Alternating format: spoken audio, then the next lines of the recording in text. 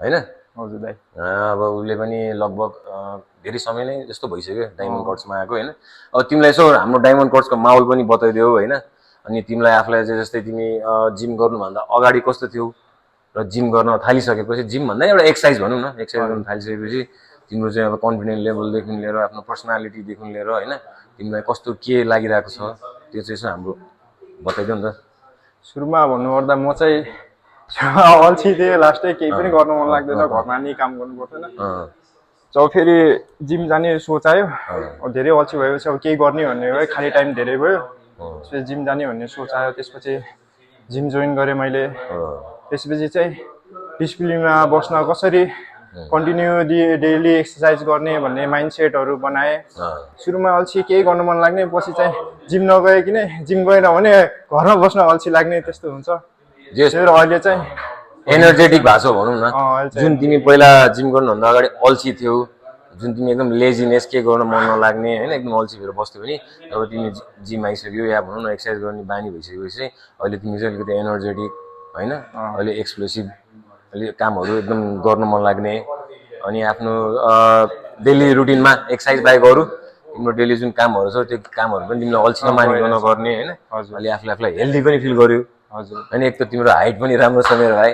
पहिला पातलो थियो, जिम गरेर अलिकति हेर्न लायक अलि राम्रो थियो, आफ्नो पर्सनालिटी राम्रो देखिरहेको छ। तिमी आफूमा पनि खुसी छौ धेरै भनौँ न। अब अलिकति पहिला अलिकति साई नेचर अलिकति अप्ठ्यारो मान्ने खालको थियो भने अहिले जिम आएर चाहिँ परविन दाइ धेरै कम्फोर्टेबल हुनुहुन्छ, भेरी फ्रेन्डली। त्यस कारणले चाहिँ जस साथीहरू पनि धेरै बनाइरहेको छौ, धेरै कुरा पनि सिकिरहेको छौ नि। धेरै कुरा सिकेँ। त्यही हो नर्मली अब भन्न पर्दाखेरि जुनैसुकै जिम जानु मतलब भएन, जस आफूले चाहिँ आफूलाई चाहिँ त्यो ठाउँमा लगेर चाहिँ ढालेर अब कसरी गर्न सकिन्छ एक्सर्साइजहरू भनौँ न, त्यो माहौलमा चाहिँ कसरी हामी घुलमिल इन्भल्भ हुन सक्छौँ हैन त्यो हिसाबले। अनि अब आफूलाई चाहिँ कसरी अलिकति फ्रुटफुल प्रोडक्टिभिटी आफ्नो जुन त्यो निकाल्न सकिन्छ त्यो एउटा भयो। फिजिकल पनि फिट भयो, कन्फिडेन्स लेभल पनि बढ्यो। अब नर्मल्ली युथहरूको त्यही हो, अहिले प्रायः सब बिग्रिने हिँड्ने त्यस्तो भइरहेको हुन्छ।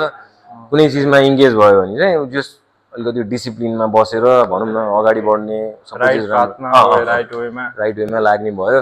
अनि उसले आफ्नो फ्युचरको लागि पनि राम्रो गर्ने भयो हैन। जस नर्मली त्यही हो, हामीले भन्न खोज्दाखेरि चाहिँ एक्सर्साइज चाहिँ गर्न पर्यो। कुनै पनि एक्सर्साइज गर्नुहोस् या कुनै पनि स्पोर्ट्समा छिर्नुहोस्।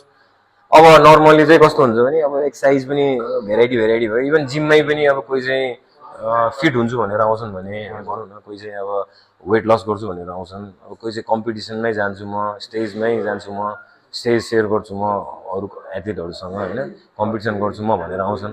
अब आफ्नो क्याटेगोरी त्यही अनुसारले आफूले गर्दै जानु पर्यो। अब चाहिँ त्यो बेसरी हुन्छ नि, म चाहिँ स्टेजमै चढ्छु जस्तो पाराले चाहिँ वर्कआउट गर्ने, तर नर्मल्ली चाहिँ हैन, स्टेज चाहिँ म जानी चाहिँ हैन, तर त्यसरी मरेर हान्छु भन्नु पनि परेन। फिजिकल फिट हुनको लागि त्यो अनुसारको एक्सर्साइज गर्दै हैन भनौँ न, हेल्दी हुनको लागि त्यो अनुसारले एक्सर्साइज गर्दै हामी अगाडि बढ्न सक्छौँ हैन। नर्मली जिम आउनुहोस् या कुनै पनि स्पोर्ट्समा लाग्नुहोस्, आफूलाई चाहिँ मेन्टली मात्रै नि फिजिकली पनि फिट गर्नुहोस् हैन त। ल त्यो कुरा ल, हस् ल, धन्यवाद। आज